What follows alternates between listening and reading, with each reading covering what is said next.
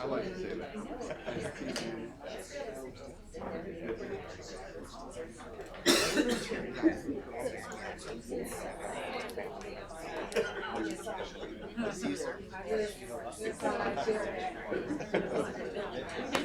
I heard about that, yeah.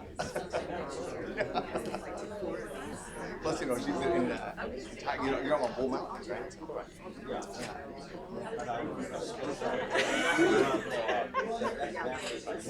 You should ask for the family discount.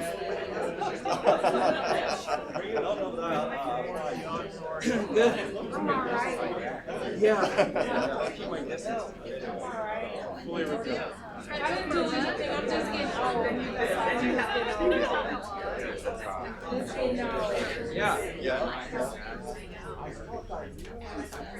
Monday of last week, I heard somebody, Somebody, right?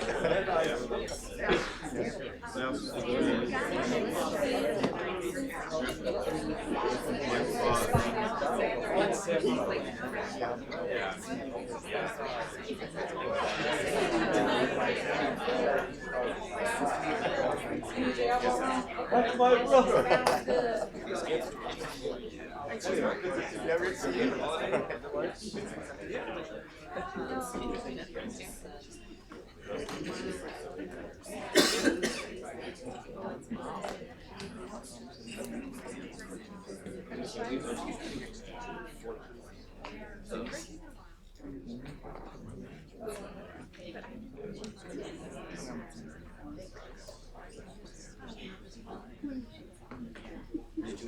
I can give you my more exhaustive.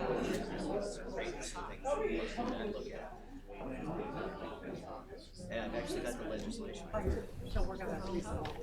Good morning. We're going to call the meeting to order.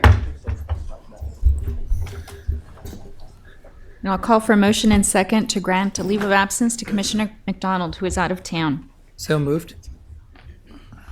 Second. All in favor? Aye. Any opposed? Thank you. First, we'll like to welcome our new commissioners, Catherine Lamb and Meg Nemi. Catherine is president and co-owner of Bambuza Hospitality Group, which operates Bambuza Vietnam Kitchen. And Meg is president of SEIU Local 49, which has 15,000 members who work in healthcare, property, and airport services throughout Oregon and Southwest Washington. Welcome. We look forward to your input here. Please.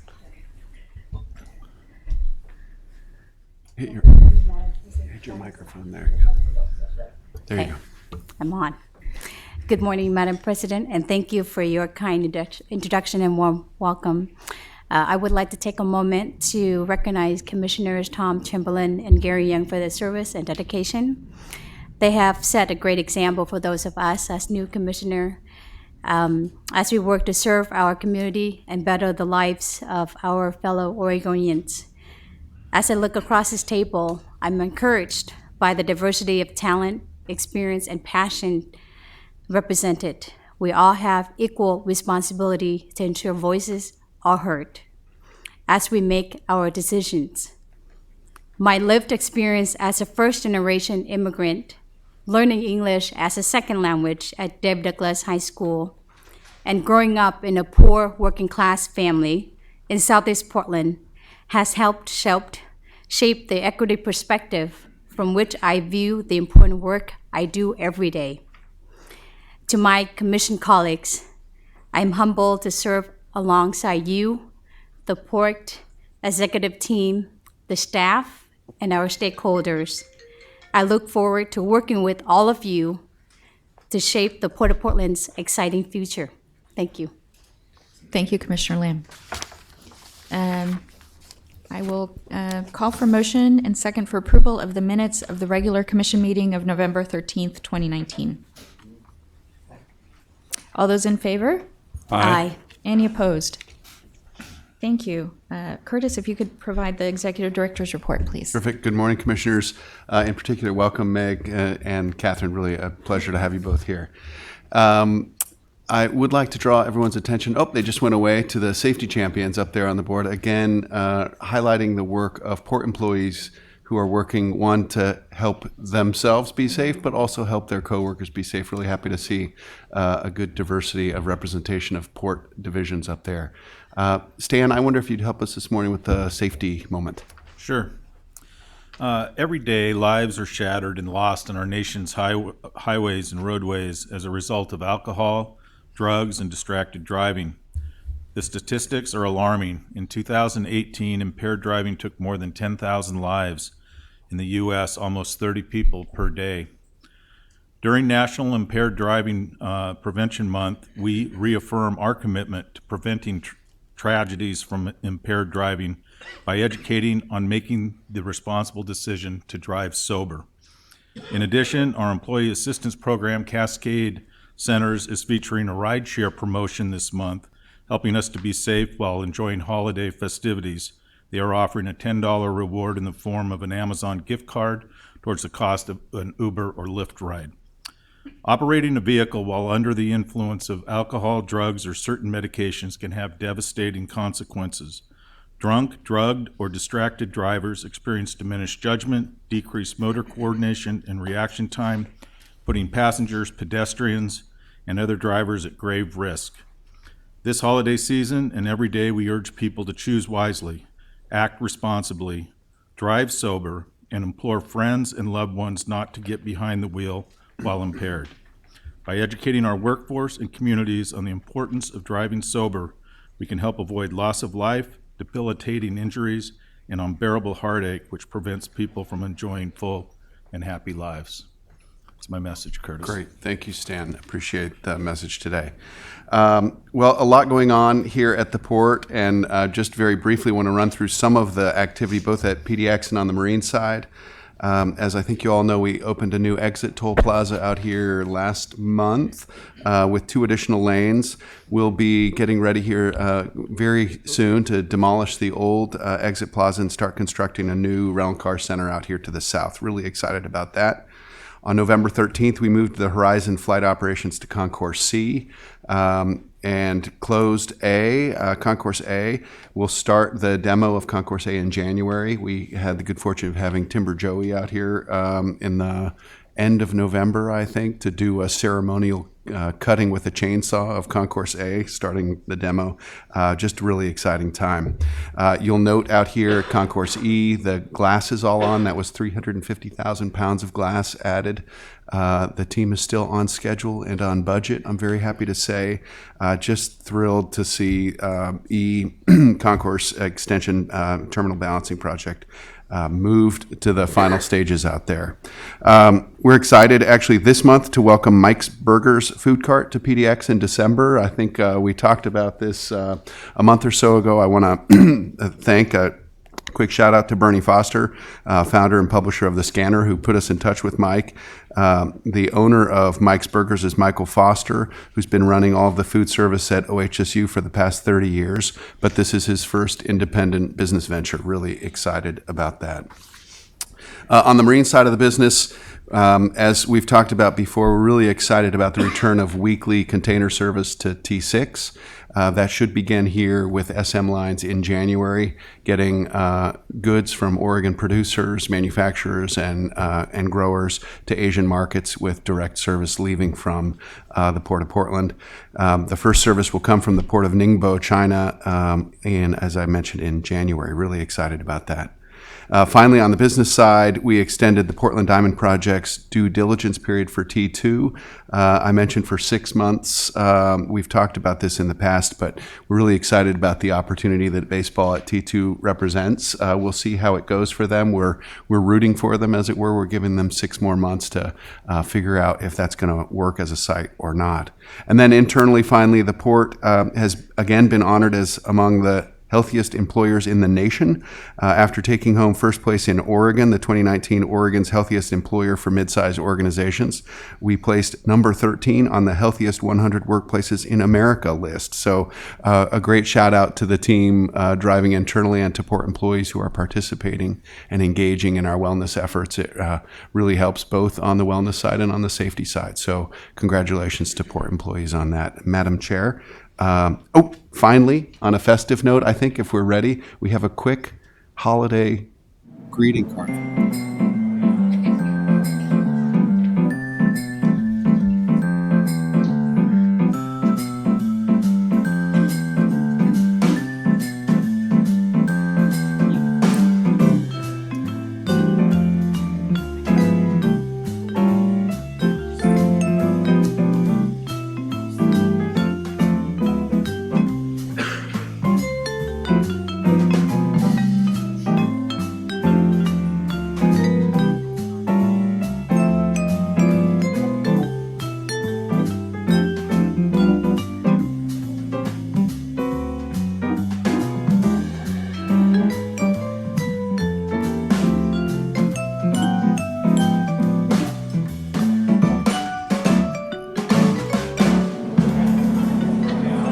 It's great, right?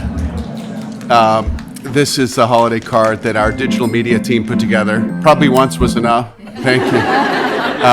Our digital media team put together that we share with our customers and business partners every year. This one I thought was especially clever and done internally. Just really happy to share the joy of the holiday season with our business partners and thank them for partnering with us over the course of the year. So, Madam President, those are my comments this morning. Thank you, Curtis. I'll call for a motion and second for approval of the Executive Director's report. All in favor? Aye. Any opposed? Thank you. Do you have any public comment today? Okay. Bobby, if you could provide information on our first item, please.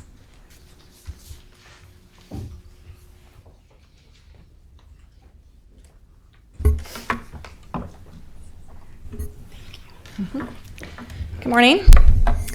The Port has been focused on increasing the diverse composition of its workforce since 2015. At that time, we included 2 metrics into our Port Share program, and a Port Share program is our modest bonus program for all employees. It was centered around, those metrics were centered around the hiring of women and people of color, and we also modified some of our recruitment processes. Last year, we modified those metrics to focus on promotions rather than recruitment because we felt that the recruitment process had been somewhat operationalized and it was time for us to flex a new muscle. We've been tracking this data for 4 years and we'd like to share that with you. We have relatively low staff turnover, so making large change over a period of time is difficult for us, but I think that you'll see in the data that we've made good progress over the last 4 to 5 years. Pamela Rooney is the Port's Senior HR Data Analyst. This is Pamela's first time presenting to Commission, and I'm pretty sure she never envisioned herself presenting to you guys in this forum. We think she's fantastic, and I'm very proud to be able to share her with you today. So with that, Pam? Thank you, Bobby, and thank you, Commissioners, for having me here today. When I started in HR about 2 years ago, the goal was to move decision-making from gut feelings and maybe this will work, maybe that'll work, to something more evidence-based. And so what I'm sharing with you today is the monthly workforce report that goes out to the executive team and some other directors in HR to help facilitate some of that data-driven decision-making. Ooh, excuse me. So on the first page, we have just some employee snapshot numbers, what's happening at the Port right now. So we're looking at the time period of interest of 11/1/18 to 11/1/19, so over 12 months. The column on the left side is for all employees. The column on the right side is all regular employees, so that excludes some temporary and seasonal employees. We have employee count at the beginning of the period of interest, at the end of the period of interest, total hires during that time, total separations during that time, and then an estimated turnover rate. So the turnover rate is calculated by looking at the number of separations divided by the average number of employees, and that's just the number at the start and the end of the period. So in this situation, we have 90 divided by 783 for the all employees side. And the turnover rate there is 11.5% for all employees and 9.7% for regular employees. According to the Bureau of Labor Statistics, turnover for 2015 to 18 hovers around 20% for state and local government, and that excludes education, so most K-12 jobs in that. So we're well below that statistic. And another way that we look at that is without retirements, because we see retirements as kind of their own special group of separations. They're not really involuntary, they're not really voluntary, they're just retirements. So if we take those out, the figures are 7.3% and 5.5%. So what does that mean? Well, it means we've got a lot of great folks that have been around the port for a long time that have a lot of great institutional knowledge and can help guide folks that are coming in and help with decision making. And it also means that any change that we make is going to be at a relatively modest pace because there aren't a lot of openings to kind of bring in the diversity that Bobby talked about. Just briefly, the reciprocal of the turnover rate is the retention rate. And so here we've got 88.5% and 93.5%. That's just a different way to look at that same statistic. And the pie on the right just shows the composition of employees by division as a percent of total employees. The port operations division is more than 50% of the port's workforce, so pretty big there. And then there are two larger chunks for administration and equity and project delivery and safety. So if we move to the next slide and get a little bit more detailed, we have some looks here, composition by race and gender. These first set of graphs are by race. We have non-represented employees and represented employees. Non-represented employees have pay grades 72 through 82, and represented employees we broke out into salary levels because there aren't really grades associated with represented employees. I think it's important to show both counts and percentages to show the proportion of folks within certain pay grades and or salary ranges there. So generally speaking, professionals are grades 77 through 79, grades 80 through 82 is managers and directors. And what we see is overrepresentation of people of color in lower wage jobs and underrepresentation in higher wage jobs. So what do we mean by that? Compared to what? Every year we get an affirmative action plan as produced by an external vendor, and that vendor uses census data and a couple other items to say, in the Portland area, what is availability like for workers of certain levels? And this composition, the percentages on the right, generally mirrors what we see: overrepresentation in the lower wage jobs and underrepresentation in the higher wage jobs.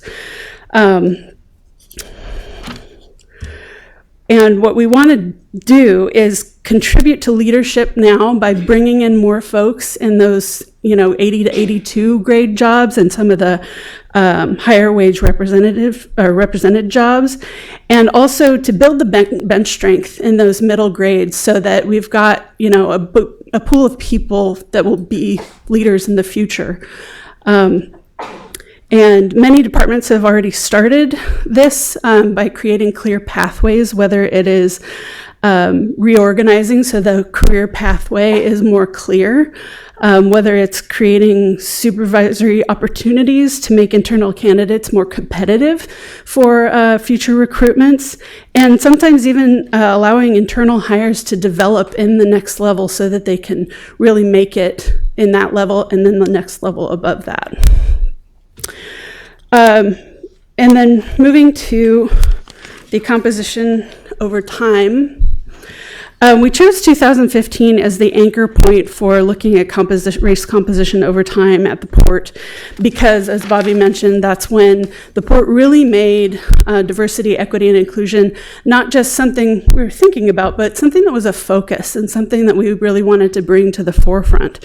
So since that time, you can see there's been a progression of increases of people of color as a proportion of the port population. The Portland, Vancouver, Hillsborough statistical area for the census is about 73% white as of 2010. That's as of 2010. When the 2020 census comes out, it'll probably be a little bit different than that. So there is some ground to make up here. And then also this is broken out by non-represented and represented, just for an idea of how it's been going for both of those sides of the business. So what does that mean when we're talking about hires? If I were coming in on day one and somebody said, okay, give me some information about hires and separations, my hypothesis would be hires and separations would be generally kind of at the same proportion for people of color and people who are white, without knowing anything about what's been going on at the port. So if we look at this, about 39% of the hires in the last year were people of color. And so that's where we're making that progress toward the port community of employees reflecting the community that the port serves. And we're also building that bench strength that we talked about in grades 76 through 79 and some of the leadership roles. The hiring there has been pretty robust in the last year.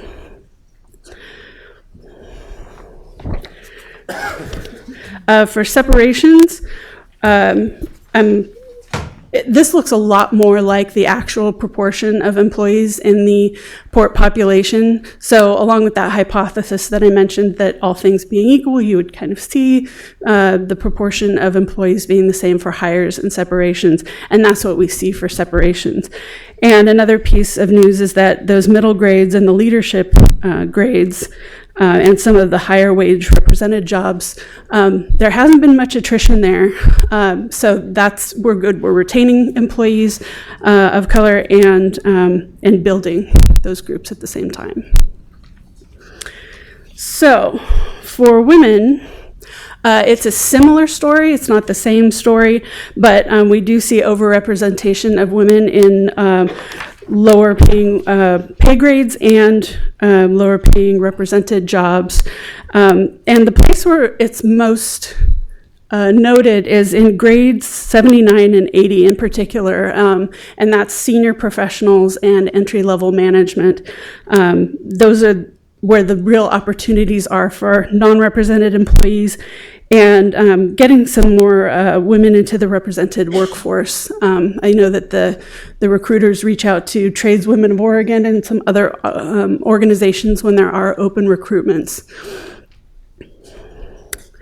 And then over time, there's an interesting thing that happens here. I'll show you a little bit later, look a little bit further back than 2015, but we see this increase over time for women since 2015. But before that, the proportion was decreasing since 2009, and since there was a database conversion in 2009, there's not a lot we can do to dig a little deeper and see if it had been declining for a long time, if it had been steady for a long time, if it grew and that was a maximum in 2009.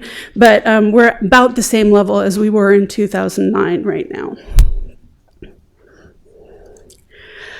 With hiring, it's a similar case as with gender as it is for people of color, and that is the rate of hiring women and non-binary or other identified employees is higher than the general port population. So that, again, that's making that progress that we talked about, and in those leadership roles and the middle grades, especially for women. And then separations, almost exactly the same as the general port population, and notably less attrition in the grades 77 and 79, which are those middle grades where we like to build up the bench strength. So what? Are we doing well? Are we doing poorly in relation to this? These goals that we've had? And the answer is we're making progress. So every year when we get the affirmative action plan back, there are a number of goals, to kind of get to a commensurate level in the community as we are at the port for women and people of color. And in 2017, we had 13 goals. In 2018, we had 12. And in 2019, we had 10. So we're kind of making progress toward that end goal of a community in the port that reflects the community that it serves outside the port. So with that, I just wanted to quickly walk you through a relatively new feature of the port website, and that is the demographics dashboard. There are several views. Some of this information is similar to what we've looked at, like the change over time. These are the since 2009 and up till 2019, how things have changed by race and by gender. Here's that U shape we talked about for women. But we have a number of other views by tenure, so how long people have been at the port, and by age, so age groups, and hourly rate. So please feel free to use this to get information as you see fit. You can look at a number of filters if you're interested in veterans. We've got information there, and disability status, representation, and by division. And Pamela, do you have any idea, since we put the website into place, how many hits we may have received? I think around at least 300. I haven't checked it in a little bit, but at that last time I looked, it was around 300. So we'll take any questions. Thank you. Questions? Please, Commissioner Sri. Do you have robust development plans for, the areas where we're trying to grow? Because it seems like we've got some people in the maybe that could advance if they had really good development plans. Yeah, I'm a little less well versed on what is actually happening with this, but I know that the port has developed equity plans. As I know that they've been presented here before, and within those equity plans, there are development ideas such as those stretch assignments to give people experience that they didn't previously have, or supervisory experience. Yeah, that's correct. We have, a couple of years ago, the team put together a list of development opportunities that range from job shadowing or interim positions, so people can move into a position for some period of time, get compensated for that, be able to operate at a different level, to give them, again, that experience, so they have a little bit more of a competitive edge when another position comes open. Okay, thanks. Yeah. Thank you. Thank you very much. Very interesting report. I think it's a great, a step forward. Mm-hmm. Thank you. A couple of questions. How long has this kind of workforce analysis has been done or in place as far as the port context? About a year, a little more than a year, perhaps, yeah. So this is a relatively new phenomenon within definitely. the port organization. We've been tracking the data for a while, but we actually, in this format, using Tableau, we've been doing that for about a year. So it's a lot easier for us to look at the data and make decisions based on that. Yeah, so but it's a great step forward, I think. Thank you very much. Second question, you used the term like the workforce firing practices that are representative of the communities that we serve in terms of gender, race, or what have you.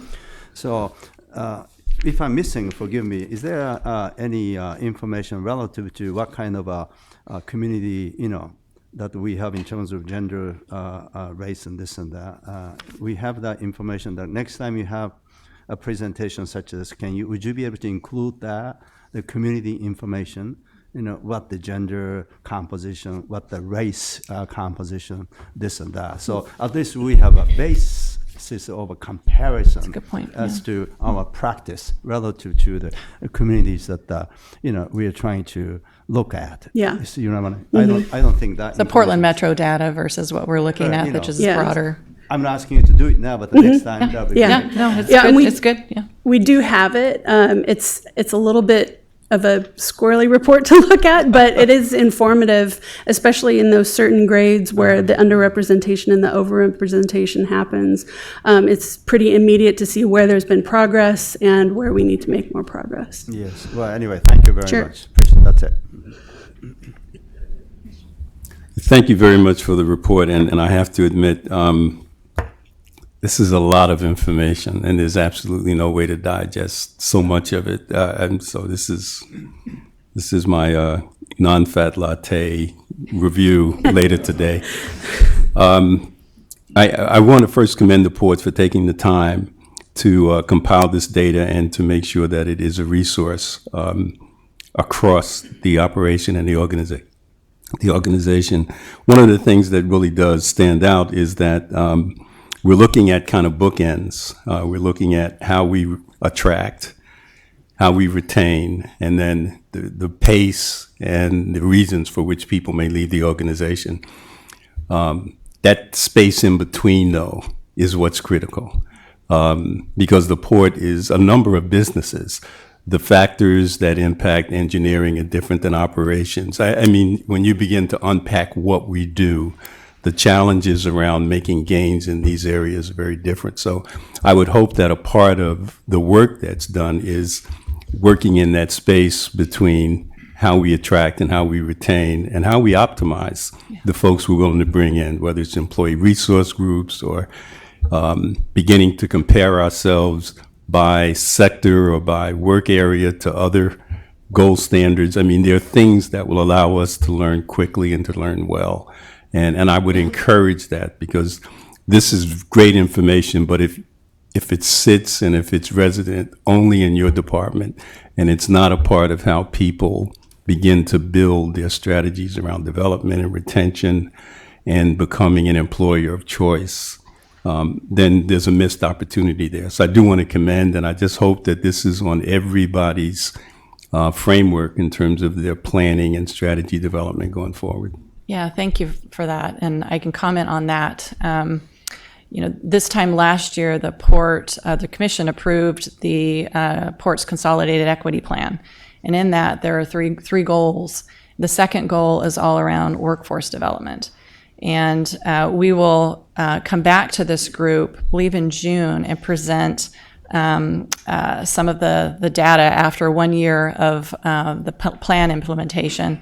So we can share with you some quantitative and qualitative data around some of the changes that departments have made to impact the diverse composition of their own departments. So we have 18 divisional work plans.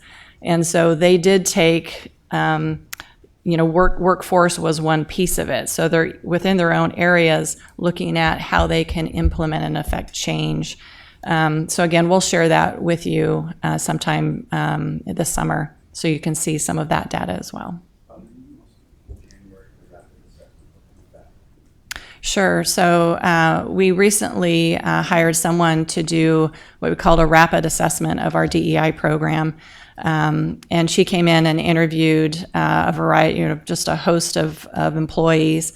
And I'll share the details of that, I think, in task force in January. But it was really helpful, quick analysis of where the gaps lie. And the core equity team right now is in the process of looking at those results and identifying how they will implement some of the recommendations from that report. I will also say that the 18 equity plan leads meet on a recurring basis. So we're just setting up a new schedule for them starting in 2020. Well, they'll meet once a quarter. And when they meet once a quarter, they will review the data that Pamela just shared by division, so they can see where the opportunities existed and what impacts they've made over that quarter. And they'll get together on a quarterly basis to look at the data. They're also looking at the data that Kimberly presents on small business, so they can see within their own area what were the opportunities and how were those opportunities filled. And then what are the gaps, and then what sorts of things do they need to put, what sort of actions do they need to take in order to bridge those gaps. So they'll start looking at those on a quarterly basis. So those plan leads have access to this data. They have access to Kimberly's data on a recurring basis, and so constantly looking at that to see what sort of shifts they might need to make. I just have, I think it's an observation more than a question. This is all really hard work, and we didn't get to the point of not reflecting our community sort of yesterday or the day before. There's obviously long history here, and a lot of structural issues that have created this. And I think it's just as important looking at the data to look at what structures are in place and identifying them. I know the port's done that in other areas, making sure that we're not just looking at opportunities, but what's holding us back. Yep. As we assess this. So thank you very much for the work. Thank you. And for the presentation, both of you. Thank you, Ms. Rooney.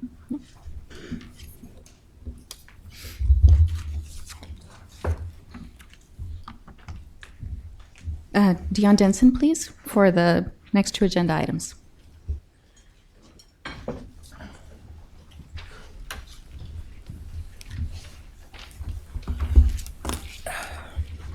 Got enough elbow space. Good morning. The next two agenda items primarily focus on PERS. Senate Bill 1049, as passed by the Oregon legislature in 2019, included some opportunities for employers to kind of make some investments now to get in front of future rate spikes. Two of those opportunities are to invest in some side accounts, which Bob Burkett will talk more about, and then to also take advantage of some matching funding through an employer incentive fund. So when you look at our rate spikes, and which you'll see in Bob's presentation, around year 2030, the port's PERS rates are based upon current projections will spike around that time. What we want to present this morning is an investment strategy that we feel will help us kind of level out those rates over the next 20 years. So Bob will make that presentation, and then following behind Bob, Suzanne Kenney will come up and present a supplemental budget request. Under Oregon's budget law, any expenditure changes exceeding 10% of the existing budget require approval from this governing body, as well as a public hearing, which I believe is on the agenda to follow. So provided our PERS investment strategy is approved, we'll move into adopting the budget so that we can remit those monies over to PERS and take advantage of those savings opportunities. So with that, I will turn it over to Bob for his presentation. Good morning. I'm here today to request approval to deposit $30 million with Oregon PERS to create two new side accounts in order to provide the Port of Portland with future pension rate offsets. So like most Oregon governments, the Port has a significant pension liability to PERS. As of the latest actuarial valuation that sets our rates, our unfunded actuarial liability is just over $99 million. Now, an unfunded actuarial liability is the shortfall between the assets that PERS has on hand in the Port's name and their actuary's projection of the future liability for our estimated benefits that have already been earned by our employees. This UAL amount will drive up our future pension rates. And the liability is for service that's already been rendered, and the majority is for members that are no longer active with the Port. We can't avoid it. So this is a graphical depiction of what the Port's future pension costs look like. This is based on the latest rate setting valuation by PERS, and we've adjusted it downward a little bit for some recent legislation that went through. But while these costs are significant in all the years 2030 through 2035 are particularly troublesome. So as we looked out 10 years and beyond as part of our long-range planning, these years really motivated us to try and find a way to mitigate these projected cost increases. So in 2019, the Oregon legislature passed Senate Bill 1049, which included a number of PERS changes, and two of those changes were around the area of site accounts. So site accounts are lump sums of money that are deposited with PERS and then used to provide an employer with pension rate offsets over time. Site accounts established by the port are specific to the port, but once made, a site account is irrevocable. We can't change our mind, we can't withdraw the money and get it back. So the port currently has two site accounts. We created them back in 2002 and 2005 by issuing pension bonds.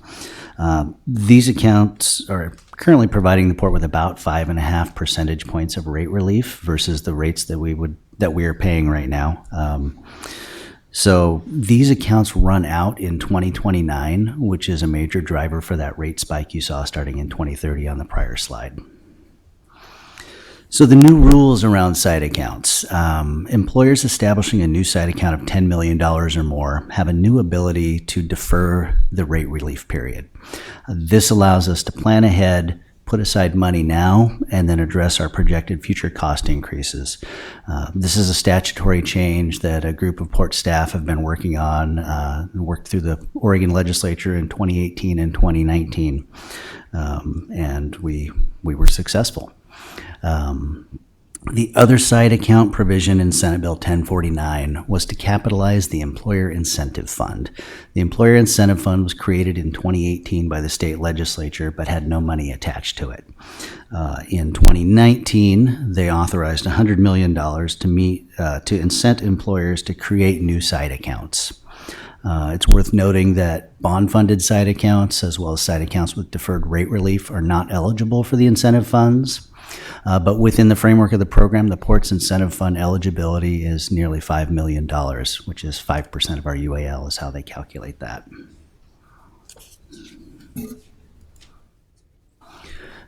So taking into account the new alternatives available to us, we came up with an approach and a strategy to address our increasing contribution rates with an emphasis on those spike years beginning in 2030. We wanted to maximize our participation in the incentive fund to the extent that the funds were available to us. We also wanted to pick the right amortization periods to help us maximize the returns on our side accounts. And as we went through and analyzed a number of scenarios, it became apparent to us that it's not feasible to apply the side account transaction to the airport given the long-term nature of these accounts, as well as restrictions under the airline lease agreements. So if we wanted to proceed with new side accounts, they would need to be funded by the port's general fund, and contributions made by the general fund would be made to benefit the general fund. So our strategy to maximize participation in the incentive fund as well as defer our rate relief to address the spike starting in 2030 actually leads us to recommend two new site accounts. So on the first line of the table here, you can see we're recommending two new site accounts funded by the general fund. The first, which we've labeled site account A, would be $20 million, and then the second site account B would be $10 million. Now, site account A would qualify for the full incentive fund match. It would provide rate relief for 16 years, and that rate relief would begin early next calendar year. Site account B would not have a match associated with it, and the amortization would be deferred out until our rate spike begins in 2030, and at that time it would be used to provide rate relief over the next 10 years. And so this is a graphical depiction of what that looks like. These are the general fund PERS costs over time, both before and after the recommendation. The period of time over which each side account would be amortized is shown by those straight lines at the bottom. And you can see this combination of accounts and amortization periods, as indicated by the blue line, provides a much lower and flatter cost profile over time. We looked at a number of alternatives as we went through our analysis, and we found that this one far and away provided the best results for what we were trying to accomplish. So our recommended combination of accounts and amortizations results in us maximizing our $5 million incentive payment, which by the time it's fully amortized over 16 years is estimated to generate another $3 million in interest income. The combination of the two amortization periods provides rate relief over the next 20 years, and the overlapping amortizations from 2030 to 2035 help to address and flatten that projected rate spike. And as we analyzed various alternatives, we were particularly interested in the impacts of market fluctuations over time on our side accounts. And we found that the long-term time horizon over which our returns are generated, combined with the deferral of the rate relief, as well as the receipt of those incentive fund matching amounts, those significantly mitigate the risks associated with interest rate volatility. So staff requests approval of the executive director's recommendation, and I'd be happy to take any questions. Thank you. Any questions, please? Thank you. I just I want to acknowledge and just convey my appreciation for how much work has gone into this. And I know none of us are anxious to just spend $30 million, but I think that the perspective is we are going to spend this money one way or another because it's our obligation to our retirees and people who have had their careers largely here. And I think if we pay it over time, if I did the math correctly, it's an additional $32+ million. So I think so really the upfront investment is saving the port notably on an obligation that we have over the course of time. So just to put it in perspective, and I'm fully supportive of this. I think you've done everything possible to mitigate the risk, and knowing that there is some market volatility and that the time value of this minimizes that risk and gives us a much better rate of return on the money. So I just want to thank you, and I'm fully supportive of it, and think it's the right move for us to do, and ultimately saves us a significant amount of money were we to spread it over time and not do the upfront investments. Thank you. Just wanted to make that point. So. Commissioner Suruta. Thank you very much. My comment is more or less a question. Mm-hmm. And I'm very supportive of this, but I just further educate me a little bit. You said something to do with this due to this SB 1049 passage, Mm-hmm. and these side accounts, the notion of that become possible. Is that what it is? So before then, what kind of legal constraints did we have? Sure. My question? Yes. Mm-hmm. So side accounts have existed for a long time. Since the early 2000s, they had been permitted. However, they were only permitted, you made a deposit, it was spread over 20 years, and your benefit began as soon as you made the deposit. That was the extent of what you could do with side accounts. In 2018, the legislature made some changes that allowed us to pick a different period of time. We still, when we made the side account deposit, that's when the period of benefit began. That's when we started receiving the rate relief, but we could go out over 6, 10, 16, or 20 years at that point. So we could help focus the period of time where we felt we needed that rate relief the most. Then in 2019, Senate Bill 1049 allowed us to actually defer that rate relief so that we could put the money in now, but then choose to wait, say, 10 years before we received the actual rate relief credit against our bill. So that was what really allowed us to target that future rate spike. So until 2019, we couldn't target a future projected increase in rates specifically like we can now. Very interesting. That was my question. Thank you. Commissioner Alexander. So I want to make sure I'm clear, and this is very helpful. I also want to commend you guys. But it sounds as if we've had some experience with these side accounts, but this allows us to set aside the money. It's still compounding while we set it aside, and we target it at the pain point. I mean, we know Correct. that we've got heightened expenditures at a future date, And rather than guess at what that is, we can direct it specifically at that period of time. That is correct. Makes eminent sense. Thank you. Any other questions? Okay, I'll call for a motion and second to approve the executive director's recommendation. So moved. Second. All in favor? Aye. Aye. Any opposed? Thank you. Thank you.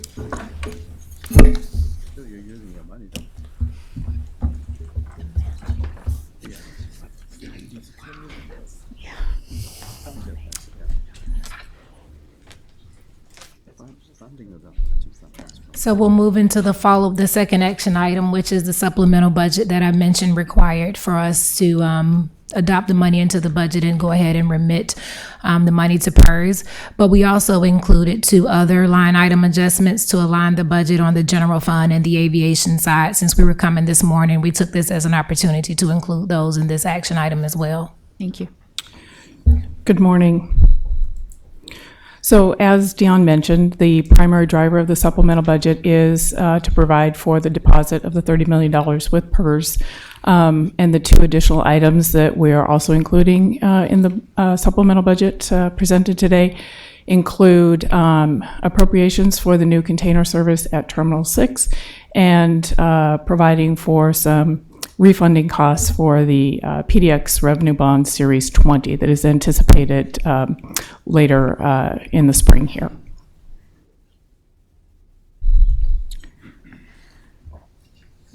So, and as was mentioned earlier, for the general fund, this supplemental budget changes do exceed the general fund appropriations by more than 10%. So a public hearing is required today. I'll review the supplemental budget here and then turn it over to President Kupel-Comas to open the public hearing, and then following that hearing, I'll come back with the commission agenda item and request commission action. So for the general fund, the supplemental budget includes an increase in revenues and expenses of $5.1 million respectively for the new container service at Terminal 6. It also includes the appropriation there for the $30 million to be deposited with PERS for those 2 side accounts that Bob just discussed. And it includes $400,000 for the issuance costs with the anticipated PDX Revenue Bond Series 20 refunding.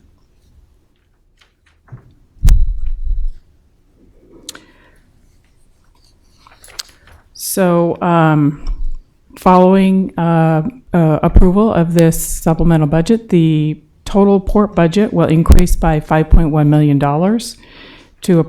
for a total budget of approximately $1.8 billion.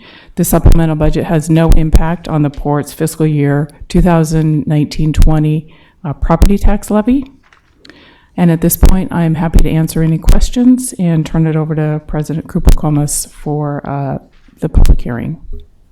Thank you. Any questions from commission?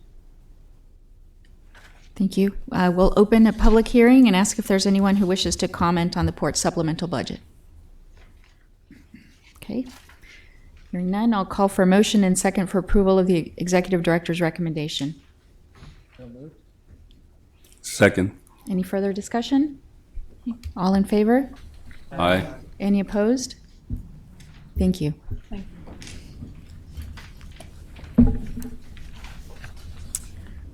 Bobby, I think you have our next item.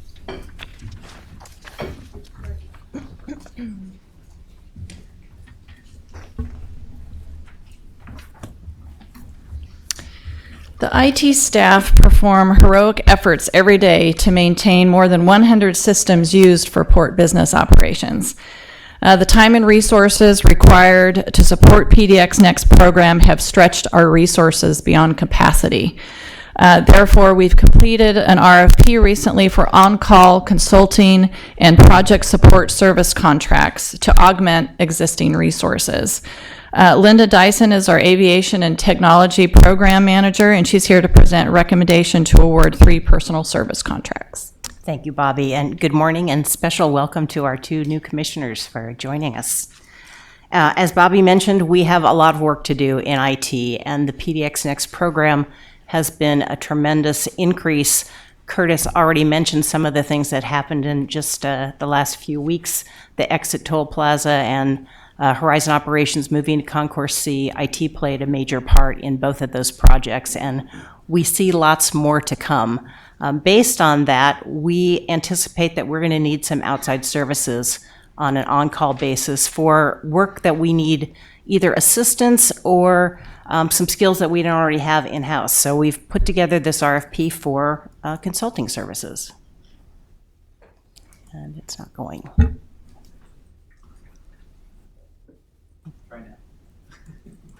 There we go. So today we're here to request approval for on-call services contracts with 3 firms, Burns & McDonnell Engineering, JW Group, and Ross & Barazzini. Each of these firms has both engineering and technology experience, and we think they're a good complement to each other. By way of background, Bobby already mentioned that we've got some pretty significant commitments. We support more than 100 systems now for port employees and to support business operations, and a lot of upcoming work, as you hear from pretty much every month on the PDX Next program. Our request for proposal is for on-call consulting and project services. So if we've got something to do with one of these projects or a new system that needs to be replaced or a system that needs to be refreshed, we will be in a position to work with one of these firms to get assistance in addition to the staff that we have on site. Our proposal process included evaluations of the company qualifications. We were also specifically looking for expertise in aviation and marine business areas so that we don't spend a lot of time orienting these folks to what we already do. We expect to have that kind of experience and qualifications coming in. We looked at their project team, their opportunities to effectively manage the account, to work with us, their project approach for any of these task orders, and their small business and social equity programs. We had 8 firms respond. We shortlisted 3 of them, and then we concluded that we have enough work to work with any of them on a project basis. Each of these also has a number of sub-consultants as part of their teams, and they committed to 20% or more in terms of SBE participation. The contracts that we're putting in place are for a 5-year period. That pretty much matches the PDX Next program timeline as well. We will put together a task order that's a scope of services for each of these projects as we need them. The individual task orders could be up to $1 million. We don't necessarily anticipate that there will be many that are of that magnitude, but we wanted to have the flexibility if we have something really large that we know we're not able to address internally. Each proposer included their SBE commitments, and those will be included in their contracts as well. With that said, staff requests approval of the executive director's recommendation to award contracts to these 3 firms with individual task orders not to exceed $1 million. I'd be happy to entertain any questions. Linda, would you just clarify SBE? Small business enterprise participation. And how is that defined? The initial targets were 20%. We had 2 of the firms that committed to 20%, 1 that committed to 25%. And since they submitted that in their proposals, we're going to be monitoring that. Thank you. One question. I understand that the PDX Next project is obviously temporary, although a long period of time. Wonder what consideration was made to hiring folks in instead of consulting out? Why the decision to consult? That's a good question. I think a lot of this is, some of this is skill sets that we don't already have in place and experience that some of these firms have with working with other airports on major contracts. We think that they can work well with our teams. Additional staff may be something that we look at down the road, but for now, we think this is going to be a good way to meet our obligations. I think it allows us to flex as well, based on whatever is needed in the project. We could need somebody for 6 months, 9 months. It just allows for that level of flexibility when you hire contractors. Okay, thank you. Any other? Commissioner Saruda? Yeah, thank you very much. Another just quick question. I understand that the individual, I guess, a task order, whatever that is, up to and not exceeding 1 million. How many of those do you expect per year in the first year, i.e. the short? I'd like to know the expected or projected annual aggregate cost of this proposal. Well, one of the things I think I should clarify is that the funding for this would already be included in operating budgets or the capital programs. So this is not in addition to what's already there. I think we'll start with a few of these shortly after the contracts are ready to be executed, and we'll see how that goes and how much it's working for us based on that experience. I think we'll probably start with a fairly small project with one or more of the firms and glean that experience and then go from there.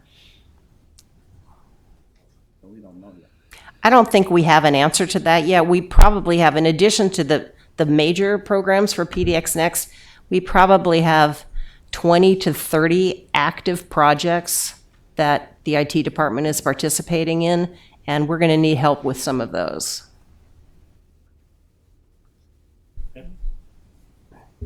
Any other questions? Okay, hearing none, I'll call for motion and second to approve the executive director's recommendation. Second. All in favor? Aye. Any opposed? Thank you. Thank you very much. Vince, you have our final agenda item for today.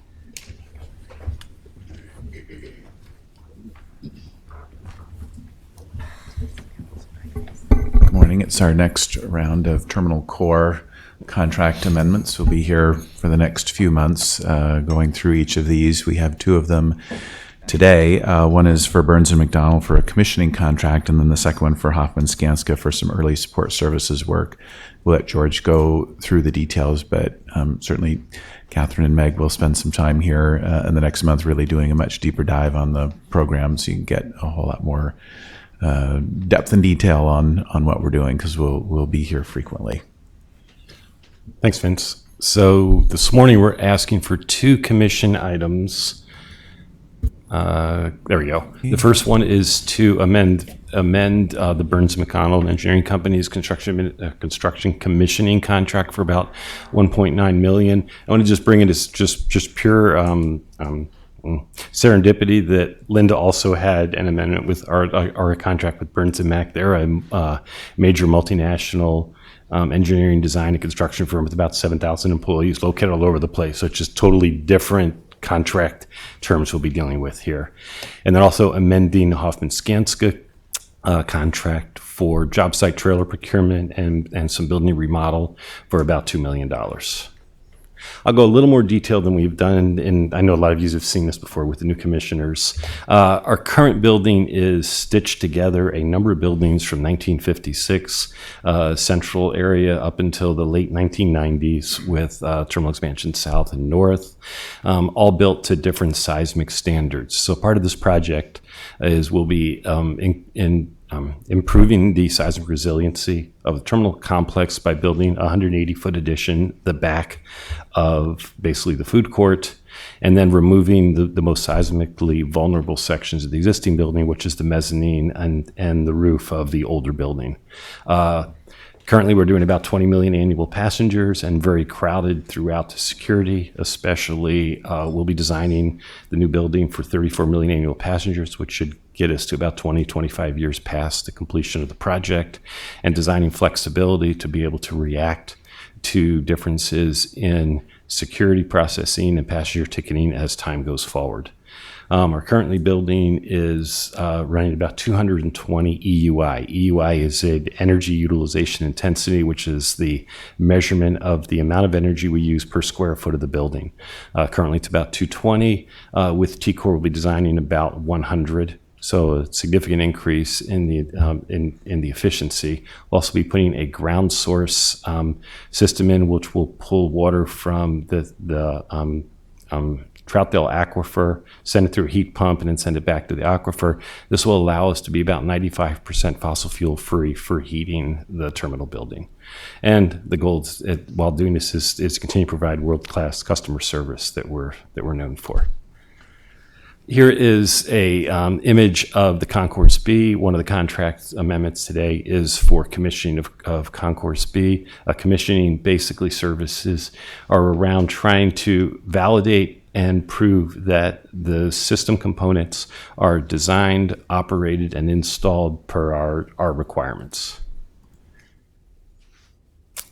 We've been here, I think, this will be the 12th time for amendments to commissioning, the design consultant, the Hoffman-Skanska.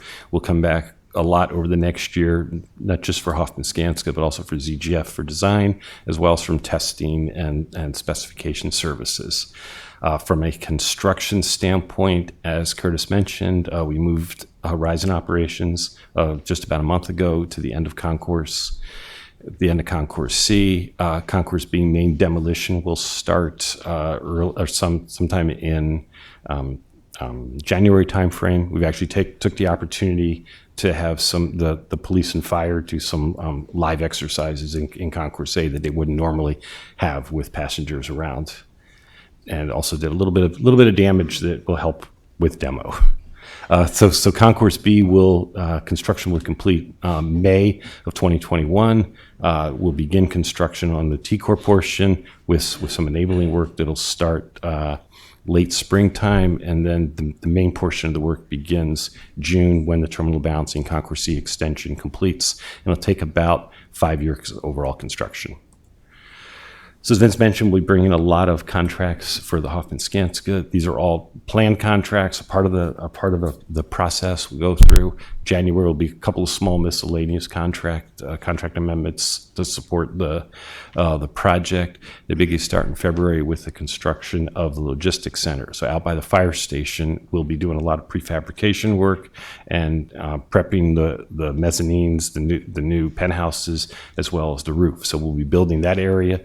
The contract will come in February. March, there'll be a pretty significant contract amendment, which will include the enabling work to start building the areas for the new roof to drop into place. The CRDC, the commission approved, I think it was last month, the Central Receiving and Distribution Center. So we'll construct that, as well as pre-purchase for a significant portion of the roofing and steel materials. May time frame, the utility relocations, which will prep the area for where the western expansion will be built. And then July is another biggie with the actual building structural demolition work. Then in August, there'll be some interim facilities that are required to basically prep the area so we can do the construction. So rearrangements of ticket counters, airline ticket offices, South Security Checkpoint moves further to the south so we can build 2 new throats to access security. And then in 2021, the remainder of the GMP, which is the guaranteed maximum price for the project. Overall project budget's $1.63 billion, which is about $1.1 billion of construction. All funding is from the Airline Cost Center. The construction small business participation is 20% and it's maintained 20%. Actually, with this contract, there's about $1 million of construction, and that's about 57% going to small business. So right now they're exceeding that goal. I think that'll come down to 20% as we start getting into some of the bigger contract amendments. The commissioning small business is 20% and tracking to that right now. Burns McConnell, the commission has approved about $2.2 million to date, which includes the design support for Concourse B and the T-Core portion. With this amendment, we'll get about $4 million, and then we'll be bringing an additional amendment in the future to do the main T-Core construction commissioning. Hoffman-Skanska contracted date's about $144 million, which includes all of the Concourse B enabling work, the main construction of Concourse B, and we also added the passenger boarding bridge and terminal area relamp projects to this to coordinate work around the terminal building. This amendment would be about $2 million to get us to about $146 million overall. Staff request approval of the executive director's recommendation. Thanks, George. I have a question just about the contingency, which is 191 million. 91.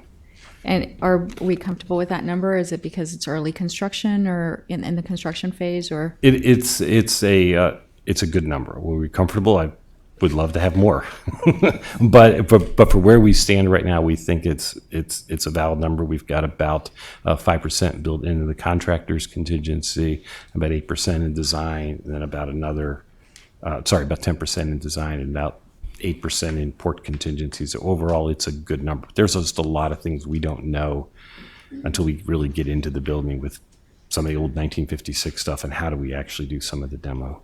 Okay, thank you. Any other questions, Commissioner? Yeah, thank you very much.